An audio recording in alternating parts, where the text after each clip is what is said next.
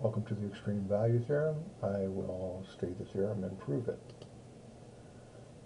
Given a continuous function on a closed interval of the real numbers, there exists at least one domain value, we'll call it x of little m, such that f of x of little m is less than or equal to f everywhere on the interval, and at least one other domain value called x of big M, such that f of x of big M is greater than or equal to f everywhere on the interval. We'll call f of x of little m, and f of x of big M, big M.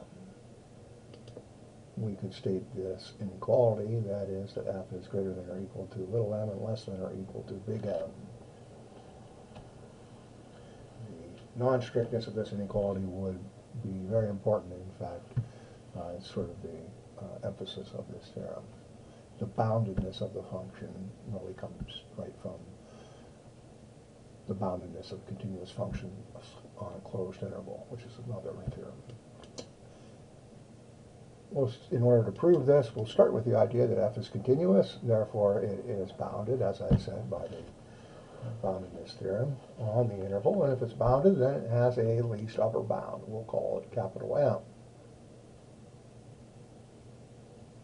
You'll remember by the definition of least upper bound, capital M is greater than or equal to all values then that f evaluates to. We'll assume that f never attains the value m, and that assumption, along with the continuity of f, will lead us to a contradiction. If f is everywhere less than m, then we could build another function, call it g of x, which is 1 over m minus f of x. This function would be continuous and therefore bounded, and also it would be positive. So we could, given an upper bound, say k, this would be positive value, and we could say 1 over m minus f of x is less than k for all values of x on the interval. Remembering that m is the least upper bound of f. Rewriting the inequality stating the boundedness of g makes a clear contradiction with our definition of m as the least upper bound. If f is everywhere less than m minus 1 over k, then m certainly can't be the least upper bound. For instance, m minus 1 over k would be a lesser upper bound.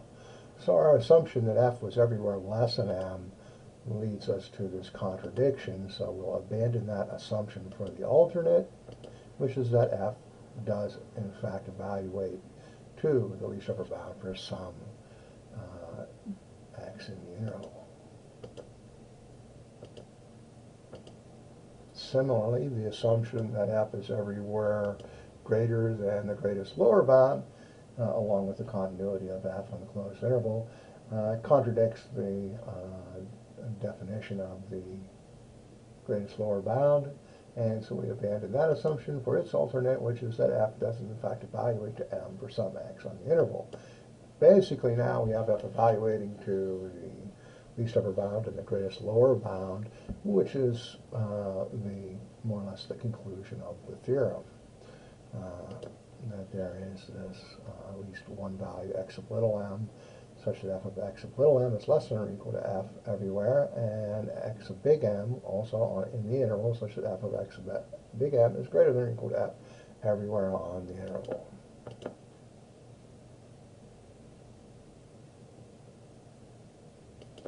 Putting this with the hypothesis again, we'll have the complete theorem. The hypothesis, of course, being that f was continuous on a closed interval.